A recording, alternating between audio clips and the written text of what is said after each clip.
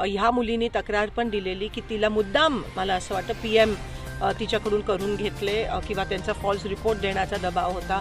रात्री मध्यरात्री तिला PM करण्याची जबरदस्ती केली आणि ह्याच्यात तिने म्हटलं आहे की जे अधिकारी तिच्यावर दबाव आणत होते, तिला चुकीचा रिपोर्ट द्यायला सांगत होते, तिने जून महिन्यात तक्रार केली आणि अधिकाऱ्यांनी एक स्क्रिप्टेड असं पत्र तुम्ही बघू शकता, एकदम स्क्रिप्टेड त्यांची बाजू क्लिअर करण्यासाठी 1 महिन्यानंतर त्यांनी पत्र दिलं. पण तिचं वारंवार तक्रारीचे जवळजवळ 2 ते 3 डझन पत्र हे त्यावेळेस पोलीस निरीक्षक असतील, सिव्हिल सर्जन असतील, त्यांना त्यावेळेस देण्यात आले, पण त्याची दखल घेतली नाही. तर ह्यासाठी कोण जबाबदार?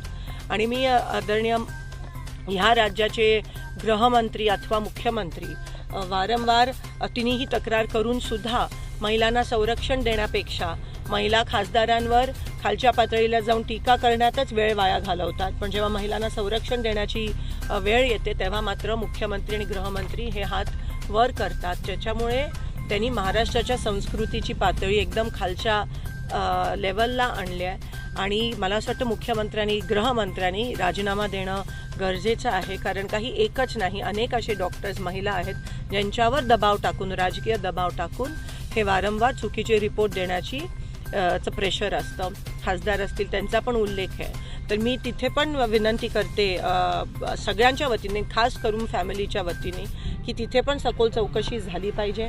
CDRच नाही, कारण का राजकीय नेते तर PA सारखे फोन करत असतात, पण CDRच नाही, लोकेशन घेऊन, कारण का असं नाही हो की एकाची चूक लपवण्यासाठी किंवा पुरावे दाबून टाकण्यासाठी दुसरं काहीतरी वळण ह्या केसला येऊ, दुसऱ्याची बळी जाईल. आणि म्हणून सगळ्यांची सखोल चौकशी झाली पाहिजे. PAचे लोकेशन आणि CDRs चेक केले पाहिजेत. आणि ह्याच्या मागे जे तुम्हाला दिसतंय तसं तेवढं नाही आहे, पण ह्या केसला खूप प्रचंड मोठे प्रमाणात अँगल आहे, धागेदोरे खूप आहेत आणि ते सगळे तपासले पाहिजे. त्यासाठी SIT नेमणं गरजेचं आहे. एका महिला वरिष्ठ अधिकारी खाली ही SIT झाली पाहिजे. ह्याच्यात जेवढे इन्व्हॉल्व आहेत, हे 2-3 नाही आहेत, अजून आहेत, त्यांना सगळ्यांना अरेस्ट झाला पाहिजे, फाशी मिळालीच पाहिजे अशी मागणी ह्या कुटुंबाची आहे. आणि ह्या 2-3 प्रमुख मागण्या आहेत आणि डिटेलमध्ये चौकशी झाली पाहिजे. कोणाला तरी वाचवण्यासाठी